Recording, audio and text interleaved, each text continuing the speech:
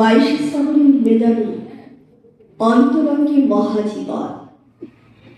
ওগো কবি, তুমি আপন ভোলা, আমি যে তুমি নিথর জলে ঢেউয়ের দোলা।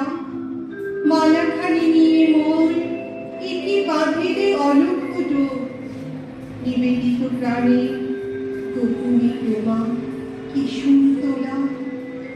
জেনেছ তো তুমি অজানা প্রাণীর নীরব কথা। কিশোর কবির সুকান্তের শব্দবদ্ধে যে কবির কথাই আসুক না কেন, বাঙালির কাছে সেই বিশ্বকবি হলেন রবীন্দ্রনাথ ঠাকুর, যার অসীম প্রতিভা ও তার বিভিন্ন শাখা প্রশাখা বিশ্বের দরবারে দেশ ও দশের শ্রেষ্ঠত্ব প্রদান করেছে বলেই জীবন দেবতা বিশ্বকবি আপামর ভারতীয়দের কাছে মহাজীবন। সেই মহাজীবনের সৃজনে ব্যক্তিসত্তার ক্ষত, প্রতিবন্ধকতা, দুর্বলতা আর কাছ থেকে দেখলে তার অন্তরঙ্গ পরিচয় প্রত্যক্ষ করা যায়। বনের পাখি বলে, খাঁচার পাখি ভাই বনেতে যায় তোহে মিলে। খাঁচার পাখি বলে, বনের পাখি আর খাঁচায় থাকি মিলে মিলে। বনের পাখি বলে, না আমি শিকলে ধরা নাহি দিব। খাঁচার পাখি বলে, হায় আমি বনেতে কেমনে বাহিরিব। এমনই দুই পাখি নোহারে ভালোবাসে, তবু কাছে নাহি পায়। খাঁচার ফাঁকে ফাঁকে, পরশে মুখে মুখে, নীরবে চোখে চোখে যায়। দুজনে কেহ কারে বুঝিতে নাহি পারে, বোঝাতে নারে আপনায়। ছেলেবেলায় খাঁচাবন্দি পাখি ছোট্ট রবি সাধারণ শিশুর মতো বড় হতে চেয়েছিল, কিন্তু তথাকথিত বিত্তশালী ও মর্যাদা সম্পন্ন ঠাকুর বাড়ির আগল ভাঙার স্পর্ধা তাদের ছিল না।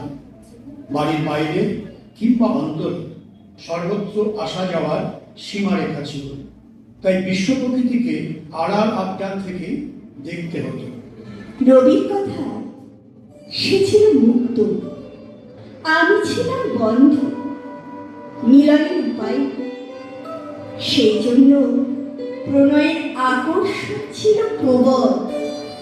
জানার সঙ্গে আধিক জানা, দূরের থেকে শোনা, নানা রঙের নানা সুতোয় সব দিয়ে জানবো না।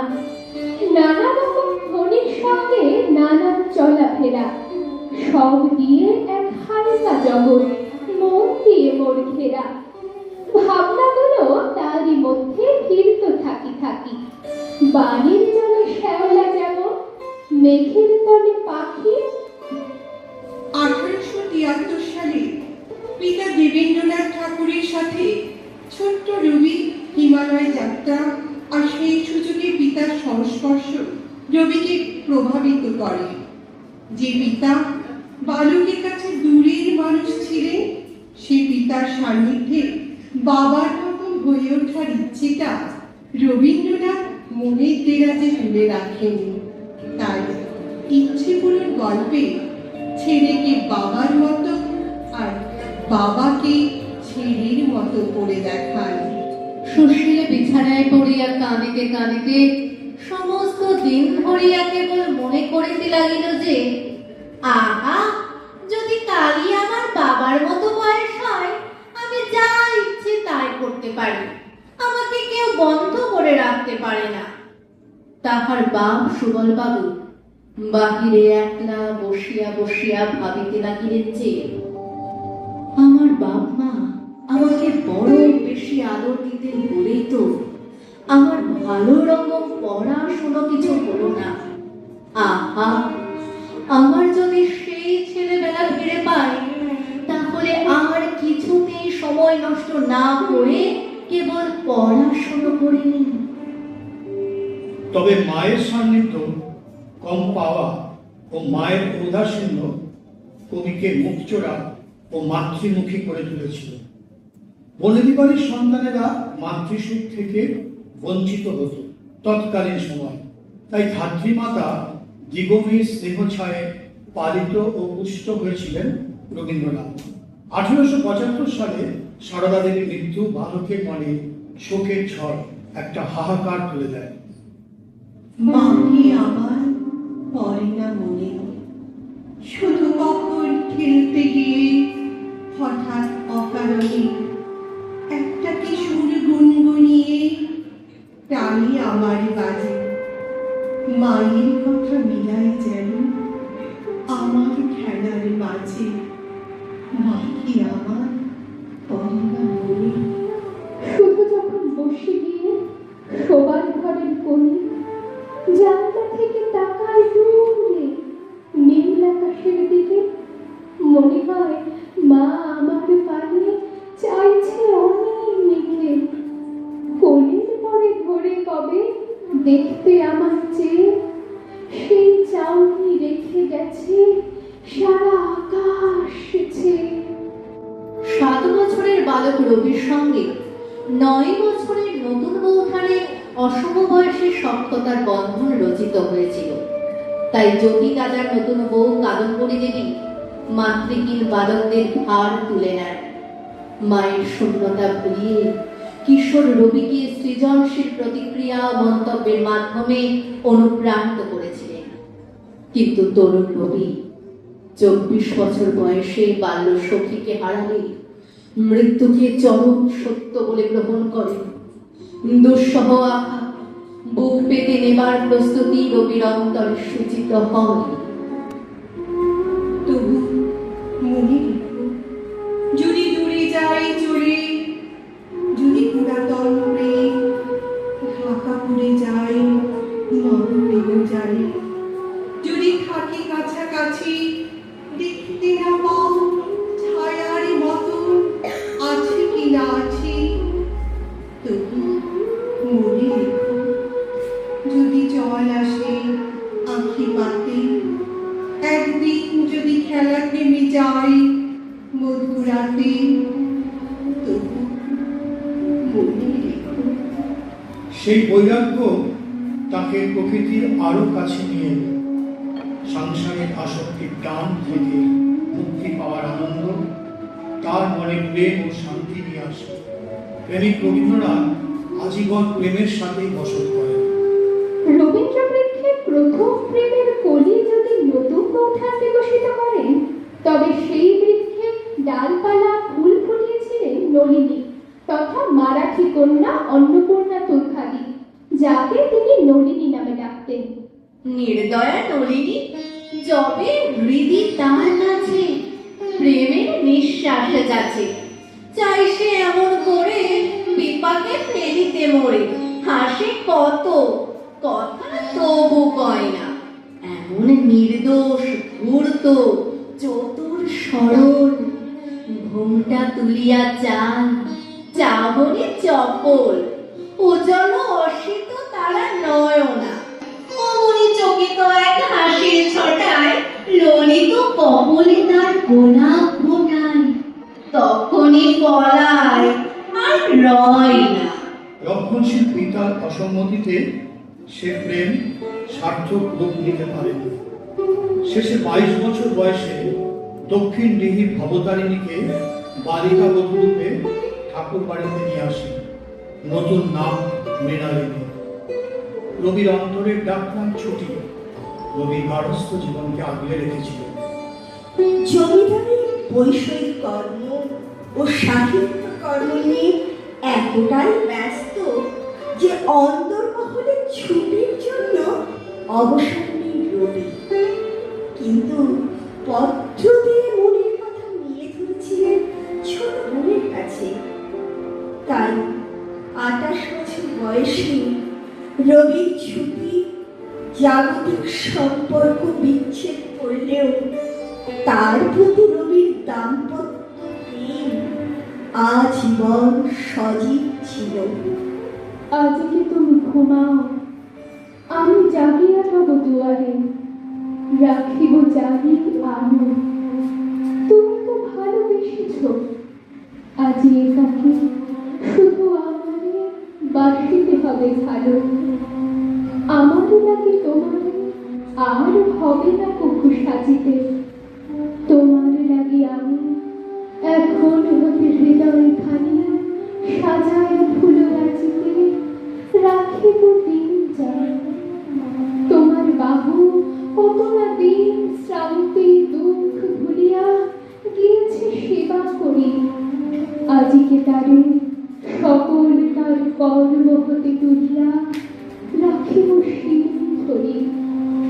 এবার তুমি তোমার পূজা সাঙ্গ করি চলিলে সপিয়া মনোপ্রাণ। এখন হতে আমার পূজা লহব আখি শরীরে আমার স্তবগান। ব্যক্তি রবীন্দ্র পরিক্রমার বাঁকে বাঁকে রয়েছে পরিবর্তনের মোচক। প্রেম হত মাতা বা পিতার প্রভাব শুধু নয়, সামাজিক ও রাজনৈতিক দর্শনও একেবারে সম্পূর্ণ পৃথক রবীন্দ্র সত্তাকে তৈরি করেছে।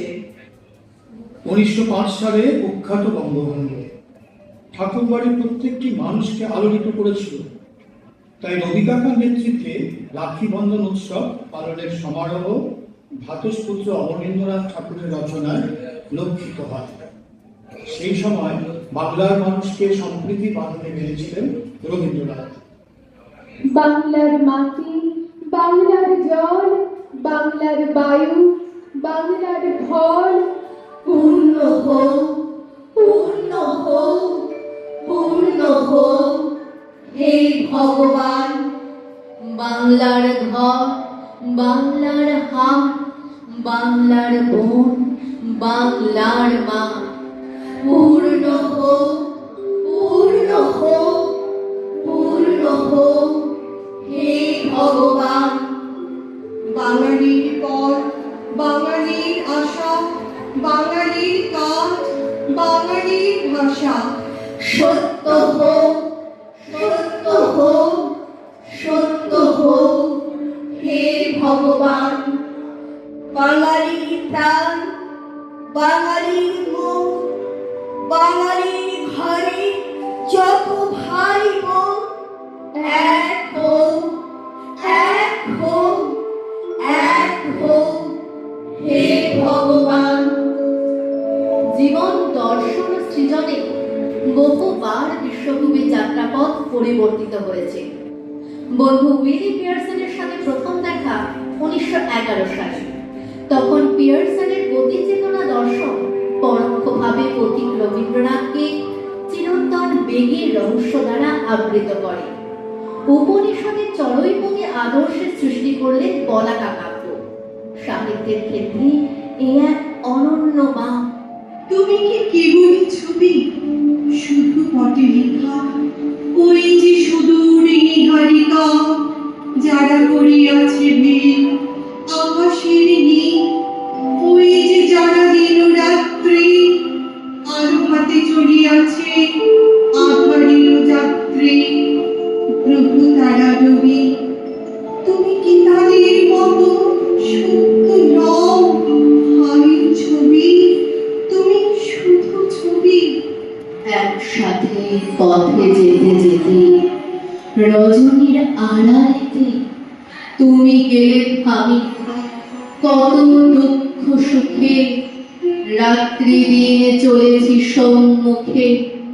সহস্র ধারায় ছোটে দুরন্ত জীবন গীত ছড়িয়ে মরণের বাজারে কিনকিনি অজানা সুরে চলিয়াছি দূর হতে দূরে মেতেছি পথের প্রেমে। পথপ্রেমিক রবীন্দ্রনাথকে অভাব, অনটন, বিচ্ছেদ, বিয়োগ, যন্ত্রণা, শোক কোনো ঝড়ই থামিয়ে দিতে পারেনি।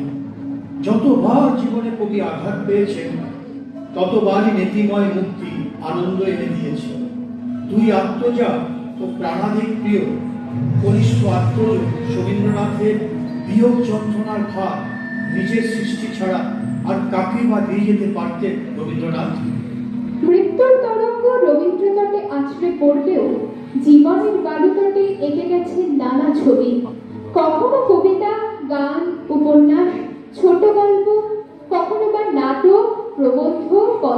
ছবি। বিশ্বকবি রবীন্দ্রনাথ ছিলেন জীবনপুরের পথিক, তাই তার যাত্রাপথ তাকে মহাজীবন করে তুলেছে। ওই হ্যারো সীমা হারা গগনেতে গ্রহ তারা, অসংখ্য জগৎ ওরই মাঝে পরিভ্রান্ত, হয়তো সে একা পান্থ খুঁজিতেছে পথ। ওই দূর দূরান্তরে অজ্ঞাত ভুবন পরে কভু কোনোখানে আর কি গো দেখা হবে, আর কি সে কথা কবে, কে গো নাকি জানে। যা হবার তাই খুঁজে যা সর্বস্ব, সব মরিচিকা নিবে যা চিরদিন পরিশ্রান্ত পরীক্ষী মর্ত জন্ম শিখা। নমস্কার। অংশগ্রহণের মৌসুমী, রেখা, সেজুতি, পার্থপ্রতিম ও রচনা ও সংকলনে আমি দেবযানী।